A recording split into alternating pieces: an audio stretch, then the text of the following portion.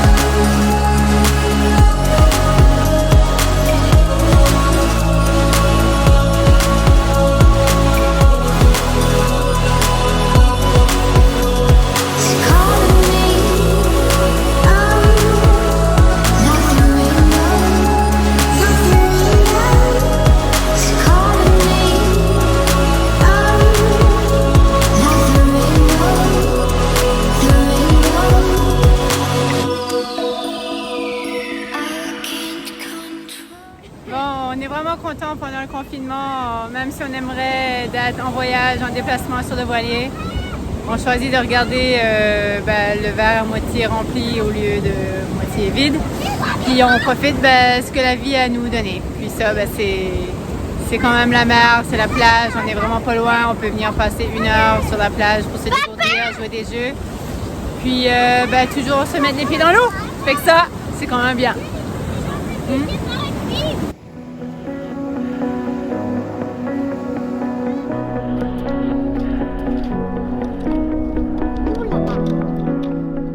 Nous vivons notre 2e confinement sur le bateau. Et il faut bien avouer que contrairement au premier, celui-ci fait planer pas mal d'incertitudes sur notre future date de départ. Malgré les apparences, nous ne savons pas trop dans quel état d'esprit aborder ces prochaines semaines. Et nous avons un peu l'impression de tourner en rond. D'autant plus que nous avons vu partir ces derniers jours nos bateaux copains de Niue et Vahana, avec qui nous avons passé de super moments tout au long du mois d'octobre. Les voir larguer les amarres pour leur grand voyage à quelques jours d'intervalle nous a quelque peu remué intérieurement. Vous regardez? C'est beau, hein?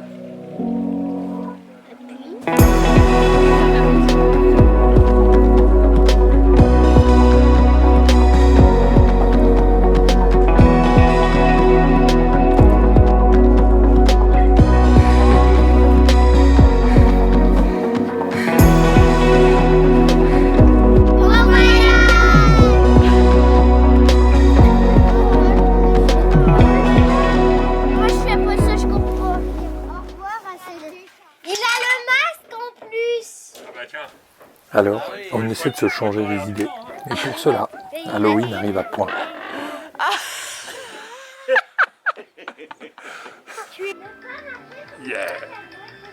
Halloween n'existe pas trop cette année. La mood est chill, trop chill pour nous autres. Donc nous, on pouvait pas se rendre à Ibiza pour Halloween. Donc on amène Ibiza à Canet, au Port-Pompé. C'est là où ça se passe. Oh, c'est les mêmes sorts, hein? Oh là là! Et en plus, là, au début, Des on enfants! n'aura pas besoin de prendre quelque chose d'autre. Exactement. Oh oh oh!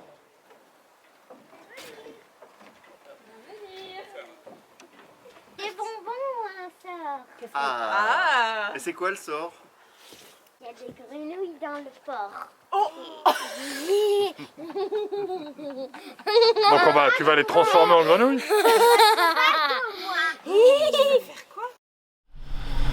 Bon, on est le 5 novembre, confiné maintenant depuis presque une semaine sur le bateau pour la 2e fois de l'année 2020. On va en profiter pour faire un peu de nettoyage, quelques travaux encore, des finitions, des détails qu'on aurait pu faire en mer, mais qu'on va être obligé de faire ici. Malheureusement, on craint que le temps devienne long dans cette période où on pense qu'encore à Noël on sera présent. Hein. On sera présent, donc on espère pouvoir partir le plus tôt possible, mais c'est pas évident. On a eu Belle visite des tourneaux ces derniers temps. Donc tous les oiseaux n'ont rien trouvé de mieux que d'en mettre partout sur le bateau.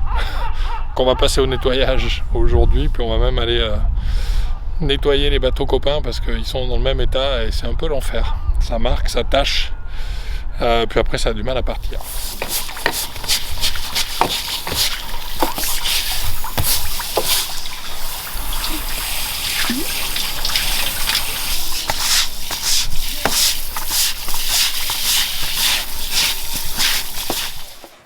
Et il n'y a pas que le pont du bateau à nettoyer. Alors quitte à être bloqué au port, autant en profiter pour continuer les préparatifs et régler ce que nous pouvons régler. Qu'est-ce qu'on voit, chérie? Qu'est-ce qu'on voit? Bon, une annexe, c'est un peu comme les toilettes de restaurant. Okay. Quand les toilettes sont sales, la bouffe est pas bonne. Mais l'annexe, quand elle est dégueulasse, c'est que les propriétaires tiennent pas suffisamment, ne maintiennent pas suffisamment leur bateau dans un bon état. Donc, on nettoie l'annexe. Voilà, on a un produit qui est super bon, qui a des graisses, qui l'a fait briller. Et je suis impressionné quand même par le résultat. Hein. Regarde, je ne sais pas si on voit bien ici, là. Je sais pas. Ok, mais là, il y a quand même pas mal de taches et de sel.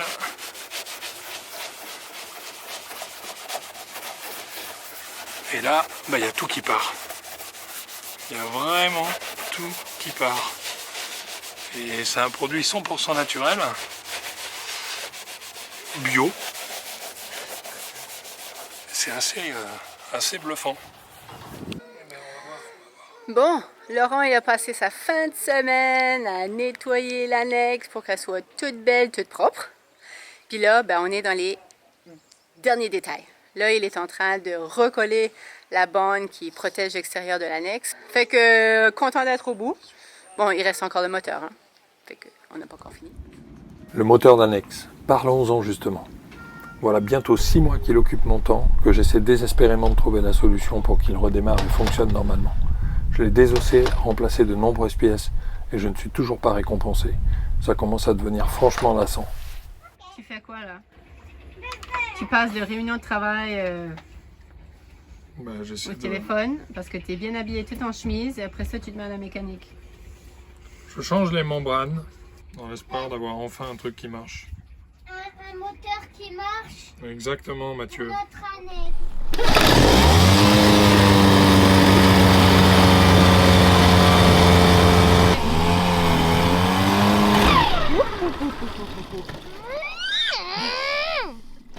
Ouais, il y a trop de...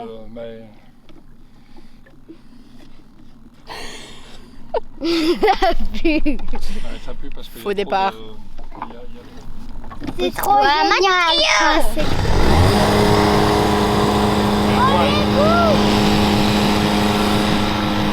Faut bien se tenir.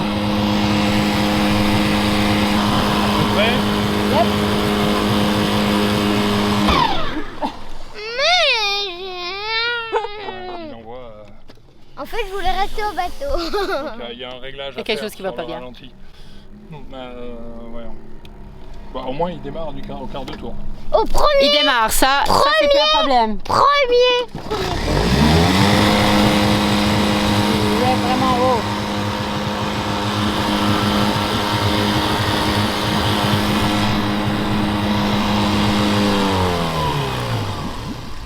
Bon, le moins qu'on puisse dire, c'est que c'est pas gagné. Ok, prenez les rames, on va revenir régler le ralenti.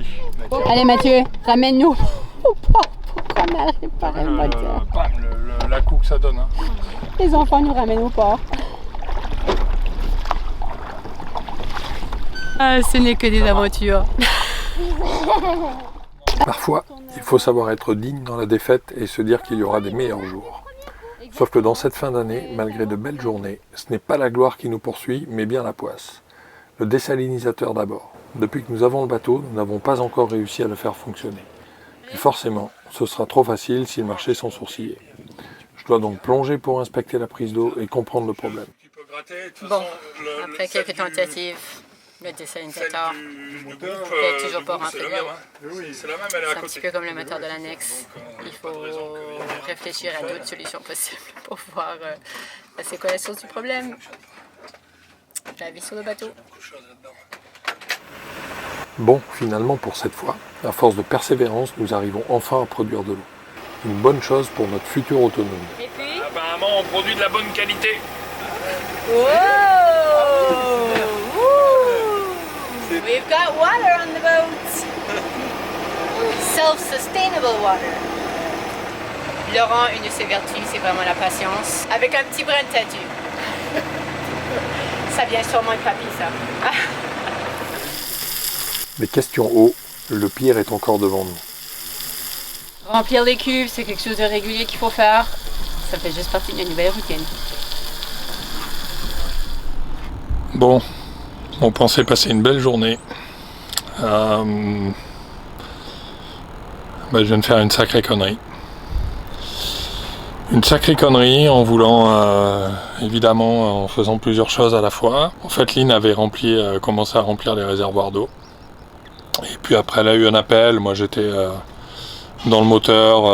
Je commençais à nettoyer les choses. Enfin, bref. Et puis le réservoir bâbord d'eau a été plein. Donc j'ai éteint. Puis j'ai dit, je vais le mettre sur le réservoir tribord.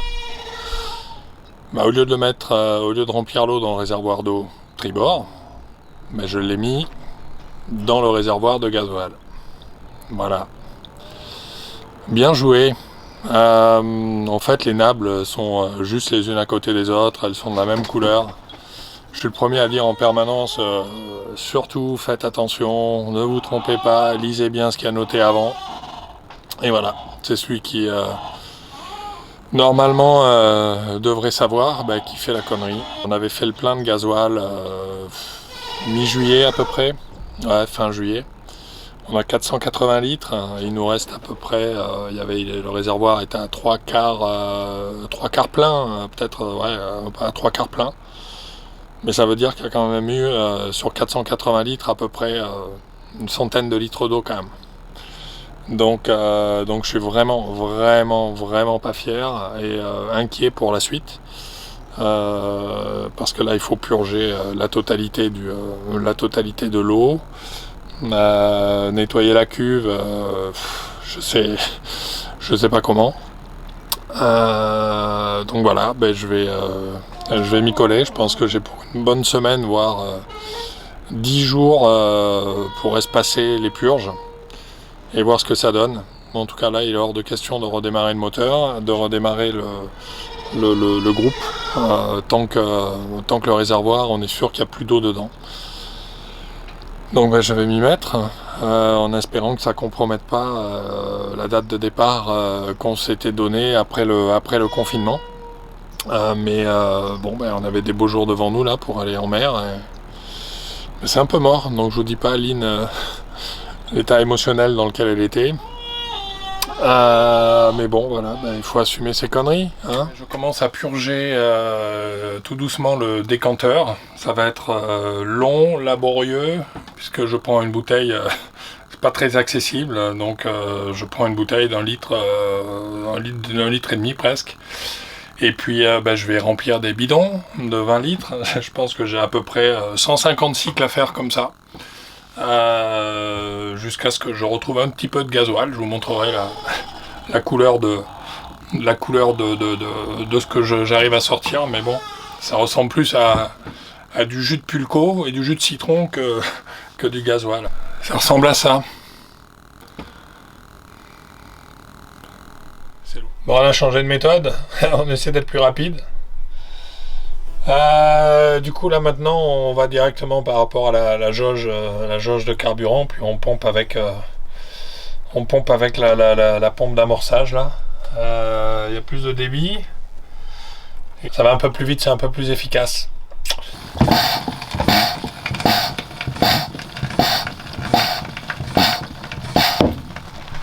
Bon, et voilà, journée terminée.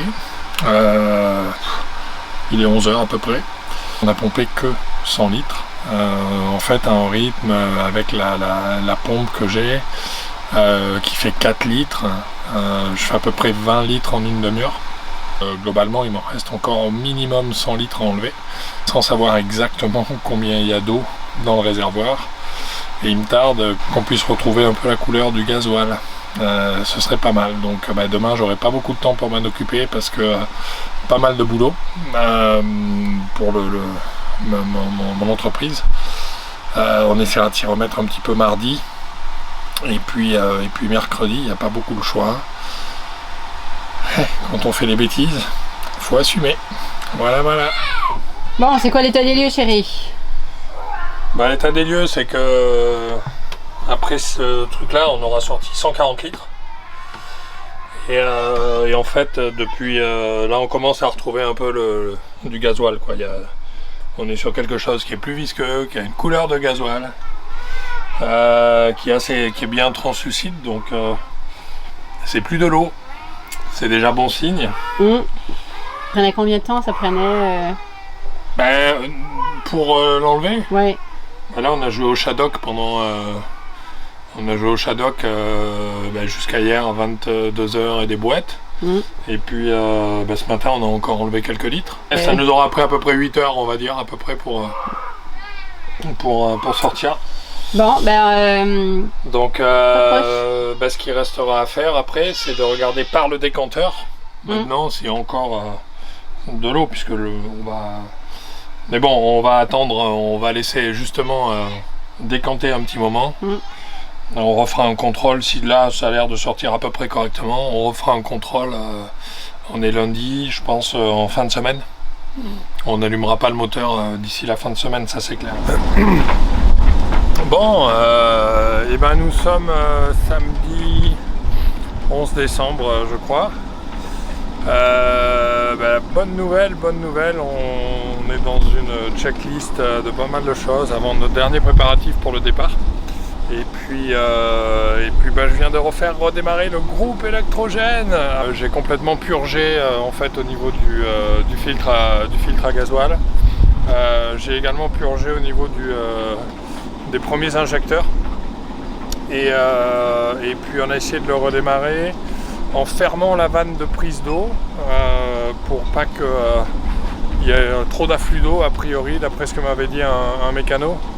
Et dès que le moteur a redémarré, il a un peu forcé au départ, et puis dès qu'il a redémarré, paf, on a réouvert la prise d'eau. Et puis il a l'air de tourner comme une horloge. Ça fait 20 minutes qu'il tourne. Je vais le laisser tourner une bonne heure sans problème pour m'assurer que tout est ok. Et puis qu'il n'y ait pas de baisse de régime, ce qui est pour l'instant n'est pas le cas. Donc c'est plutôt bien. Voilà. Peut-être qu'on a fini de résoudre finalement la bêtise de l'eau dans la cuve de carburant. The man's gotta do what a man's gotta do. Mais si nous sommes désormais un peu plus rassurés question carburant, comme ces jours-ci, un problème en cache un autre. Il faut maintenant aller vérifier le propulseur d'étrave qui donne de gros signes de faiblesse. Alors quoi de mieux qu'un nouveau petit bain en plein mois de décembre dans une eau trouble à 12 degrés. Sens-tu que ça s'enlève assez facilement? Oui. Ok. Bon signe. Tu vas faire la même chose de l'autre côté? Ouais.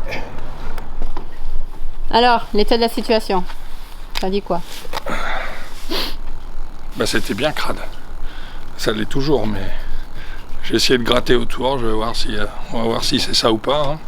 Il faut essayer de redémarrer le moteur là pour voir si le propulseur il fonctionne, sinon il faudra à nouveau que je m'y remette et voilà, mais c'était bien dégueulasse, il y avait plein de coquillages, donc peut-être qu'effectivement ça forçait un peu l'hélice, mais je suis pas convaincu de ce que j'ai fait.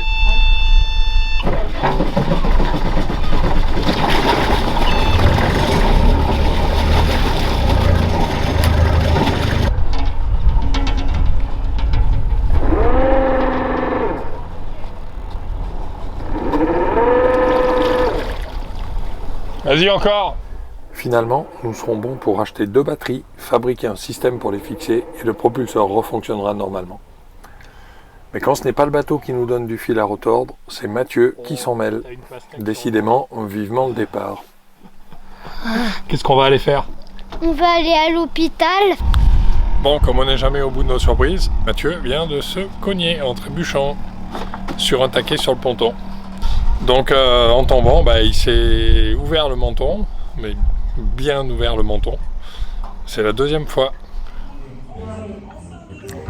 Bon, ben là, on est rendu à l'hôpital de Perpignan. En attendant dans l'urgence. Et voilà. Voilà ce que la dame a mis. Qu'est-ce qu'elle a mis? Elle a mis des pansements. Elle a Avant de mis mettre les pansements. la colle. Ultra faite pour la peau. On a été vraiment chanceux. Ça s'est vraiment fait vite. Bravo Mathieu, champion. Il est un vrai champion.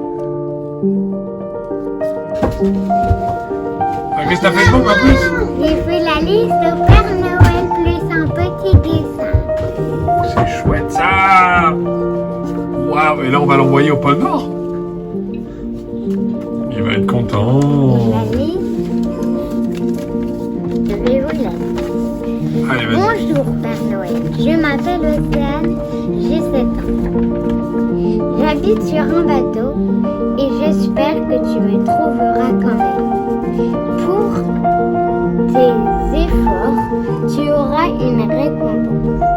Je te laisserai un verre de lait avec des biscuits et des carottes pour tes rêves. Waouh, on peut voir? C'est Océane, c'est ton parcours là maintenant. De mettre ma lettre pour le Père Noël pour qu'il la reçoive. Donc apparemment, je dois le mettre dans la fin de cela. Père Noël, 1 rue du ciel étoilé, Pôle Nord. Bon voyage, ma petite lettre. Et voilà, elle est vide. Youpi, youpi, youpi.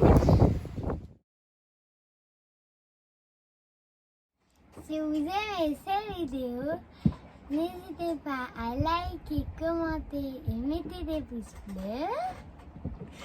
Et partagez autour de vous.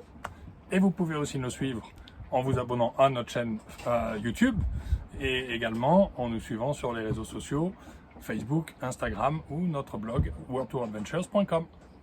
Vous pouvez aussi nous soutenir au travers de notre plateforme Patreon. Ça vous permettra de vibrer encore plus avec nous. Nous partagerons toujours des petits bonus, des thématiques qui nous sont chères sur notre voyage et notre projet. Et puis peut-être pour les plus chanceux, vous pourrez venir naviguer avec nous et ce sera un grand plaisir de vous recevoir à bord. Parce que nous, on aime partager.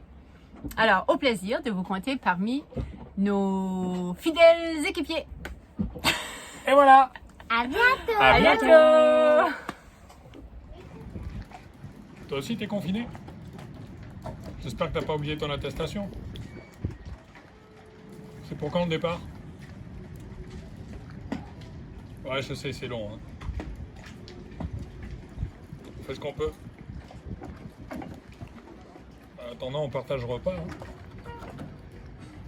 Hein. C'est la vie de ponton. Qu'est-ce que tu veux? Chérie, qu'est-ce que tu fais? Quoi? Ça se voit pas? Bah, je suis sur le pot. Je suis sur le poteau noir. Comme on peut pas naviguer, tu sais bien que je fais le Vendée Globe sur Virtual Regatta. Alors comme je me rapproche des alizés, j'ai pris mon compas et j'essaie d'avancer. Qu'est-ce qu'on se fait chier quand même.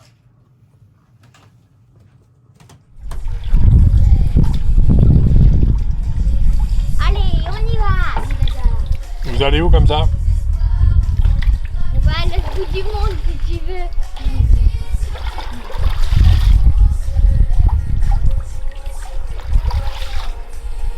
Chérie, qu'est-ce que tu fais?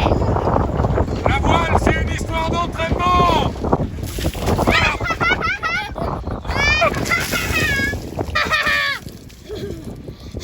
Chérie, qu'est-ce que tu fais? On est amarrés. Comment ça on a amarré? On n'a pas le droit de s'entraîner? Qu'est-ce qu'on se fait chier quand même? Ah, chérie, qu'est-ce que tu fais à cette heure? Hein? Ça se voit pas?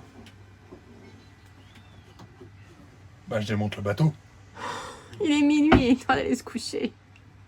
Ouais mais les journées sont trop longues, faut les occuper. C'est chiant le confinement. Qu'est-ce que tu fais? Bah on navigue. Non, on est bien au port. Bon, ok, on fait prendre l'air aux voiles. C'est chiant quand même de ne pas pouvoir naviguer.